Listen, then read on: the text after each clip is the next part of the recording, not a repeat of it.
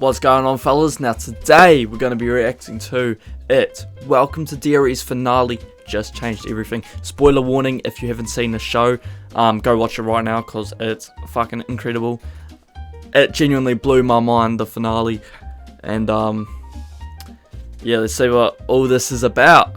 The It Welcome to Derry season finale was Such insane, a good and it brilliantly finale, turned bro. this once thought to be prequel series into a straight-up sequel series. Yep. Hey, welcome back to Screen Crush. I'm Colton Ogburn, and we have a Hi, lot to Colton. talk about. How's it following a going? huge twist and massive cameo in It Welcome to Derry season finale that completely changes how we watch not only this series and its future seasons, but how we watch It Chapters 1 and 2, and how this all opens the door for a potential It Chapter 3 and a Stephen King cinematic universe. Okay, so it was revealed in this finale that it sees time as a flat circle, meaning that the past, the present, and the future are all happening at once through the perception of it. Tomorrow, yesterday, it's all the same for little Pennywise. We have to remember that it is from a higher dimensional plane of existence, but it is trapped in a three-dimensional world, our world. And with it being trapped there, it is also in a three-dimensional form. This results in what appears to be a state of insanity for the entity, making it constantly feel out of place and everywhere at once. It feels unsure of its current place in time at all that's so times. ugly, that It's thing. kind of like when you wake up from a dream and have no idea what time it is, what day it is, maybe even what year it is. Oh, for a second there, I thought I was years ago. So this opens the door for not only it being hindered by the insanity of trying to exist in this lower dimensional realm, but also its awareness of the future and access to the past to see and attempt to prevent its own death. And that is now what this thought to be prequel series can be all about. Before this season even aired, we were told that each season of Welcome to Derry would go back 27 years and show us the cycle that came before. And that sounded fun, but it also sounded a little low stakes because we know ultimately what happens. I even found myself wondering why they didn't start with the 1908 cycle and then move forward, but I just assumed that they had like some creative storytelling reason that they wanted to go back in time each time. But man, I did not see it being that they had plans to make this prequel series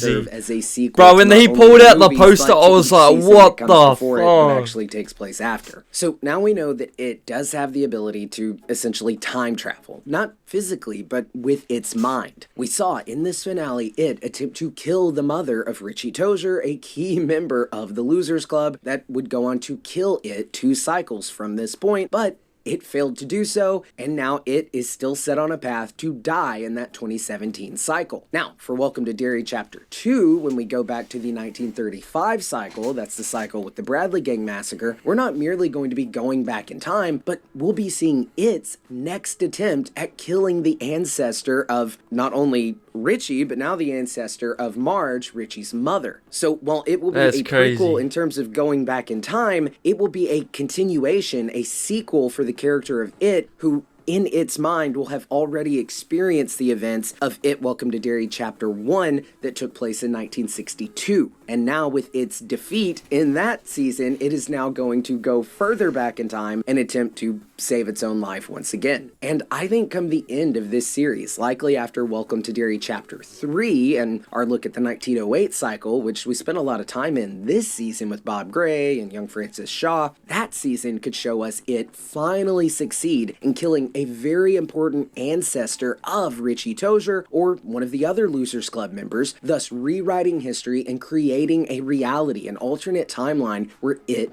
never died, and allowing for it to now continue to feed for what feels like an eternity, especially when you're a being that time is irrelevant to. And this means that it could continue to feed into future cycles beyond that of 2017. And guys, I am so excited to show you this exclusive I love this merch show, that we bro. designed for our merch store. We have this map of It's the Derry so sewer quickly system moved featuring up to like one of my Pennywise as Pac-Man, favorite or you stories could of get all your time. official Losers Club membership actually shirt. brilliant. There's also the IT department, the Overlook Hey, Maze, cool merch, and bro. this Cool carpet merch. pattern Really from cool. The Shining. Support. I like now, it. back to what I was saying. We'll talk about this here in a sec, but the idea of like alternate realities and like changing time and whatnot, that is something that Stephen King has done in his Dark Tower series and with his entire Stephen King multiverse that connects all of his stories. So this big reveal in the finale could open the door to this little cameo of Sophia Lillis coming back to the role of Beverly to be more than just a cameo, but an actual setup for her to have a big return to the role of Beverly. We've seen in It Chapter 1 that Beverly was shown the deadlights, giving her a glimpse of the future, perhaps even opening her third eye and opening her ability to shine like Dick Halloran. Beverly says at the end of It Chapter 1 that she saw the future. Now, we could see a scenario where if it succeeds in rewriting reality, we then have an alternate timeline Beverly Marsh, who is a late teen or a young adult. The events of It Chapter 1 did happen, but she then becomes aware that something terrible in the multiverse has occurred, and she could feel that shift. And yes, I know people are tired of the multiverse, but like I just said, King has been doing it for decades, so let's let him cook. This means that we could then see an It Chapter 3 that gives us the return of that kid cast, now grown up, but not, turned into different actors by this point, and they could now be aware that yes, we defeated it in It Chapter 1, and that they will go on to defeat it in the future 27 years later, just like Bev's vision showed her. I saw us, all of us together back in the cistern, but we were older. Our parents' ages. But Bev, now in between the events of It Chapter 1 and It Chapter 2, is now aware that It Chapter 2 has essentially been erased. It has beat the losers to the punch and rewritten the timeline, and perhaps killed one of their ancestors and changed the entire flow of reality. But since Beverly was shown the deadlights and has access to this other plane and perhaps now has the shine, she is aware of this happening. Now, you could handle this in a few ways. We could see literally one of the Losers Club members begin to fade out of existence, but that's a little corny. I think the cooler way would be to have Bev remember, say Richie, for example. Have her remember the character of Richie, but none of the other Losers Club members do. Have her wake up one morning or something, and she's like, where's Richie? And they're like, who is Richie? And she's realizing that she's slipping between time. So anyway, in this new reality, Richie will have never existed in this rewritten timeline, but Bev will remember him because she remembers that alternate history, and we could then see. I'm already so confused, sort of like an Avengers Endgame when days. Thanos learns that in the future he did find all the Infinity Stones, he snapped, but that the Avengers then executed time travel to go back in time to undo his snap. Well, the same thing could kind of be true here, where the Losers Club is realizing that in the future they did kill it, they won, and now it has altered the past.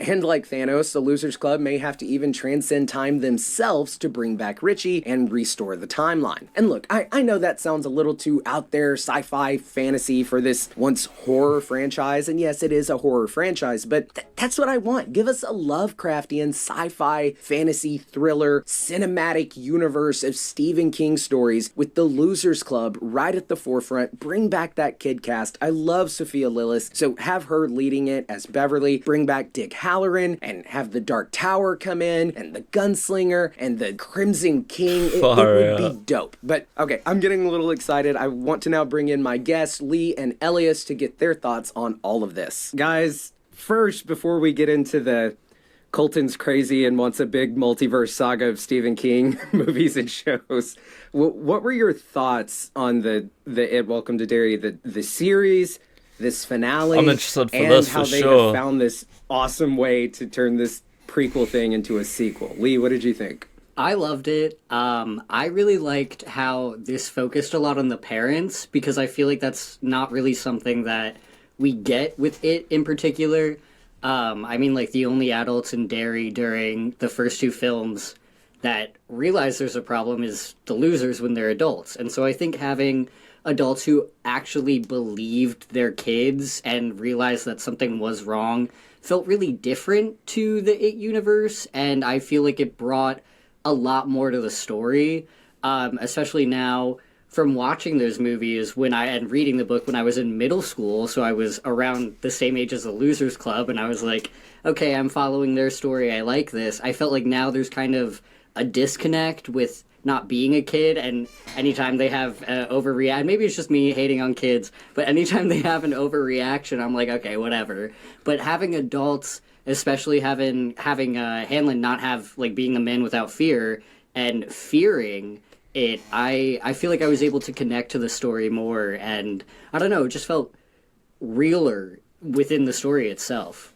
It did. I I liked that angle too, and at first I was like, I loved does it Hanlon. make it scarier when it's adults? Because it's like, I don't know, like you said, it makes it like almost more real that like Yeah. even like the adults in the room aren't able to take this guy on.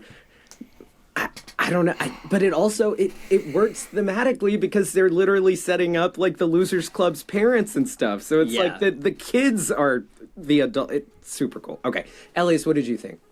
I mean, I definitely agree. It was so. Before I start, I'm gonna preface. This was like my first intro into like the It universe, pretty much. Like I hadn't seen the It stuff until we started working on Welcome to Derry. Oh my god. So Did I'm you- kind of seeing it. Did you watch the movies first, or No, I saw the show first. and then you watched the movies, or have you still Yes. not seen? Okay, I've seen Okay, like, that's elite. the movies. I've seen enough like from. I'm when watching we get it. I haven't, chapter like, 2 sat tonight, through 'cause them I all, watched but chapter we watch 1 the other recaps day. and such. Like literally Watch straight the after movies, the especially finale. the first one. We'll come back. But seeing it from this like kind of fresh perspective I've was seen it really before, interesting, though. especially with how they did like having him lurking in the background through all like these little characters that are in the show that don't really have like talking lines, but are just sitting there awkwardly, creepily smiling at you. I think they really played well on how fear is more than just the entity itself. I think it's like what we can describe as fear, how fear kind of centers us as well, and like how we can come together in terms of fighting that was really, really cool. Visually, I was shocked by all of it because this was just like I haven't seen like the other ones. So I've seen like the clips in like the end of chapter 2 and everything. So seeing this now was incredible. But yeah, overall, like seeing the kids kind of how that will eventually affect the timeline and how the timeline kind of comes back to this moment. Super cool. I have many thoughts. Well, that's a good segue. Lee, what did you think about this big reveal? Dude, I don't know about you, but I was sitting there watching it. When he called her Margie Tozier or whatever, I was like, oh, shit. Like, what did you think about that? Because the implications alone are insane. I feel like I initially went back and forth with that, where first watching it, my snap judgment was like, okay, Yeah. really? But then once I sat on it, I was like, I sort of like this aspect of it more because I feel like it feels... The whole Welcome to Derry premise to me at first just felt a little loose. Like, everyone was just connected to Derry and Pennywise. I didn't really feel much of a connection other than that. Yeah. And now it being a thing of it trying to stop its death in the future and the Losers Club being connected, like, through branches of history of losers, it tied it all together for me. And it's so on theme. Like, it's not like it's a retcon or anything. It's... We see in It Chapter 1, like, Beverly says she can see the future. So what we saw in It Chapter 2, I mean, that is just a possible future. Like, Pennywise sees that. And since it has this ability to access all of time, I love this idea of him, like, trying to make that not happen. And yeah, I was with you at first about, like, you know, Stranger Things kid Richie, you know, like, oh, okay, they're wanting to put his picture in. But dude, when they brought in Bev at the end and they did that extra setup of Marge mentioning it to Lily at the tower, I was like, okay, they're setting up something cool. And I've already said this at the top, but it really made me more excited for the next season, even though they're going back more, because it's I'm really so continuing excited, the bro. story. I- Elias, It's only I also 6, just and we have to wait like a I also year. just think the Bev thing was interesting because she's a character that does Or even appear longer, throughout who the knows, bro. Stephen King multiverse. Like Yes. in 11/22/63, she has that little meeting with Jake, and so I thought that was such an and in that meeting, it's her and Richie that meet him. So the fact that Right. they are the two losers that are connected within this multiverse, like. I just think that as much as I dog on Andy Muschietti, cough, cough, flash, I do think he thought this through. I'm so glad you mentioned that because, God, now I'm kind of embarrassed I didn't mention that in the breakdown. I haven't read, is it 11/22/63, right? Yeah. I've only read, like, the synopsis. I know it's about, like, going back in time and trying to stop JFK's assassination, right? Yeah. Okay, so you're saying that Bev and Richie have a cameo in that, and I'm assuming they talk Yeah. about this idea of, like, understanding time and all that? It's been a minute, but they run into Jake, and I forget what he explains to them, but then it is completely erased once he fixes the whole timeline. So it never actually happens. It never happens in their timeline, but it does occur. So it is like exactly, a separate branch. Yeah. It Bro, still I'm occurred. so lost, Maybe eh? it's not. It's kind of like, okay. Oh yeah, he teaches them how to dance. That it's like such a small little off thing. Yeah. So, like, to pander to our audience, the Marvel thing, it's like a TVA pruning a timeline. That timeline still existed. It happened. It's just gone now. Yeah. Okay. So Yeah. that sounds actually really interesting because so in chapter 2 we see that Mike, he's able to also see the past, correct? Like when he sees like the maturing room. Chan. Yeah. So I kind of had a theory earlier in the day where it's like if we're gonna keep going back in time as the seasons go, what I would love is if we see that original Chan, but this time it doesn't like fail and they actually do manage to kill it then, and then suddenly this timeline never ends up being real. Ooh. And it kind of retcons the entire, like, it has a like full the- circle moment. The Shokapiwa tribe. Right. Yeah. Yeah. I think that would be a really interesting, like, kind of segue to be like, here was the beginning of this story, and now here's the end of it, so much so that it doesn't exist anymore. And we may already be seeing some of that because Bro, what? I don't remember them mentioning the Shokapiwa tribe whatsoever in this series, but that's what they're called in the movies. Maybe we're already in a different in the series of they events. just called them the Children of Maturin. But so I don't even know think- if that's Interesting. a nickname or something different entirely. But I don't think they even said that in the series, did they? It was in that like behind the so. scenes no, it was thing, in the behind the action- scenes yeah. thing. Yes. Interesting. Because, like, I feel like them focusing on, like, the Native American tribes and, like, the history of it can't be just, here's a little tidbit of history. I feel like that might be, like, a thread that they're going to continue going on to the next seasons. Plus, the whole story arc of, like, the pillars and the dagger, that's too interesting for me to not want to touch back on in future seasons. So, fingers crossed. Well, and plus, if it's I was worried it was going to feel very like a, what's it called? Like an anthology series, like not have much to do with the other. And like we would just have this feeling of, oh, we know what happens, or oh, this lady's name or this guy's name happens to be the same last name as Lily, or so, just little stuff like that. But now it's so much more than that.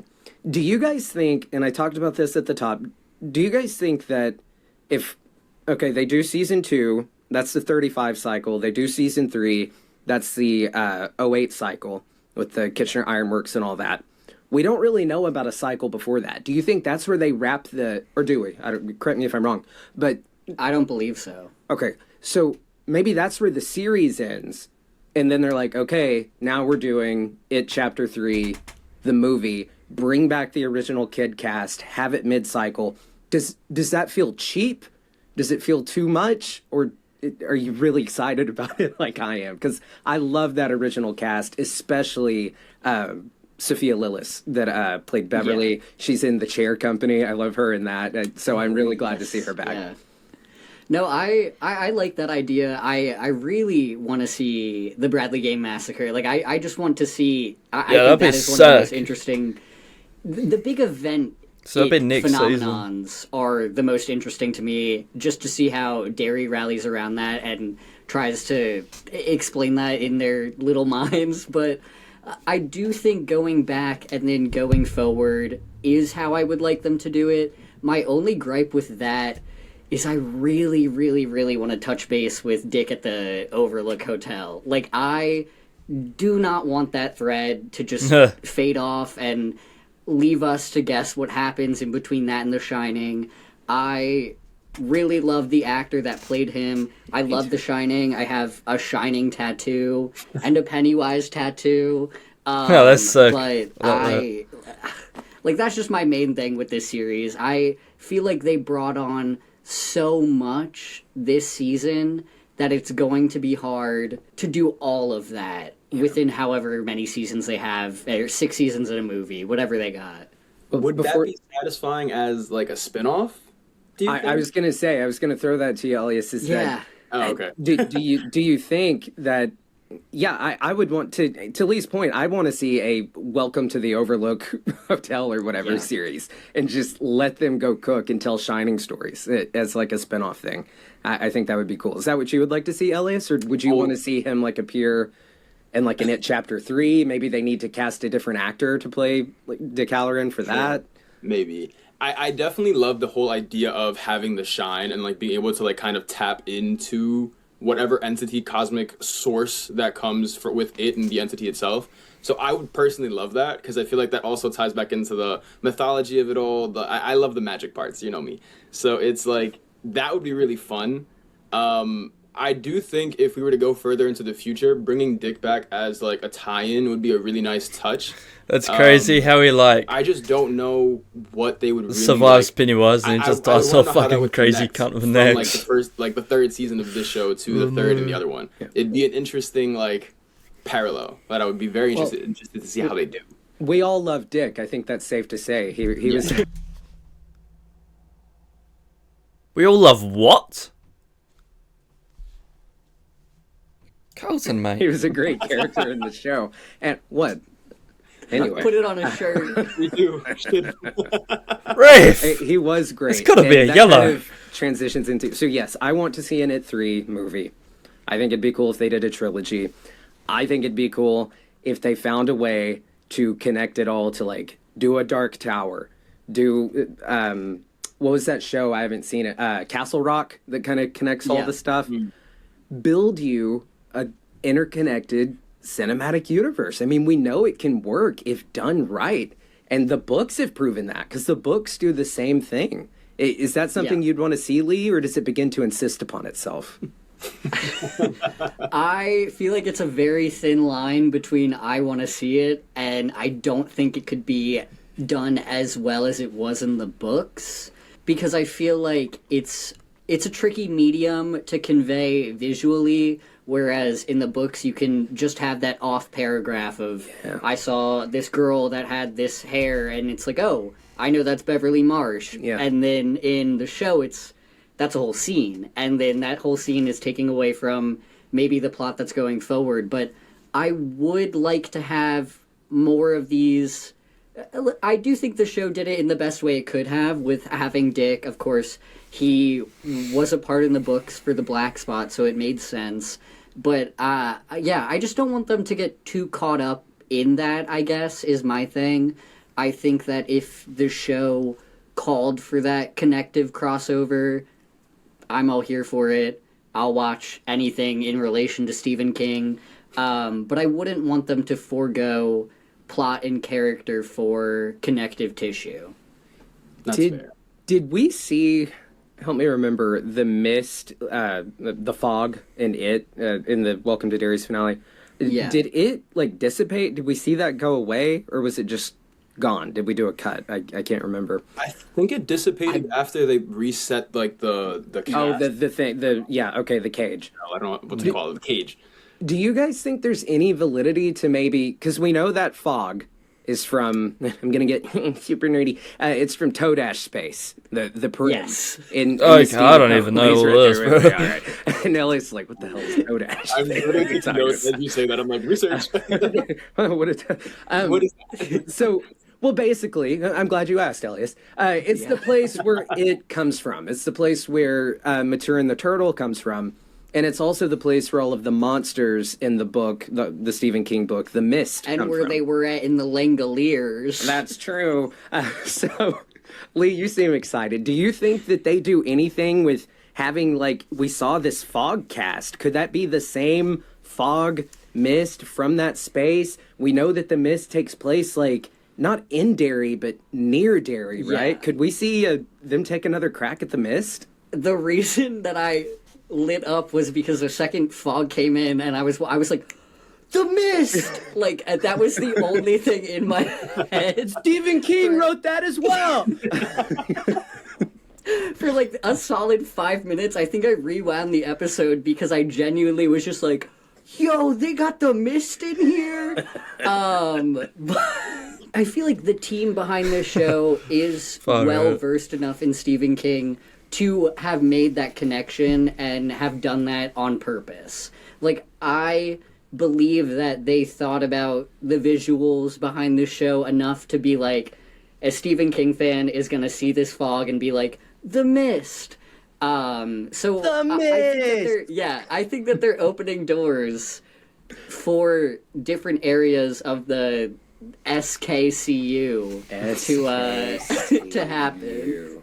So maybe Dick Halloran is like Let's opening pull my the headphones doors to the mind. No, Exactly. Yeah. Elias, you just learned about all of this. Does it sound exciting? Oh, 100%. Especially what you just said about like Dick's eye being open now. Because like that he didn't change, like the box didn't close back afterwards. So it's like Dick's eye is open, that's right. Yes. He has that like perpetually going forward. So it's interesting to think about like how he'd be able to use that, especially in other works, meeting other characters from different parts of the novels that obviously I don't know anything about. But kind of seeing him being able to see through the fog, I feel like would be a very I like what you did there.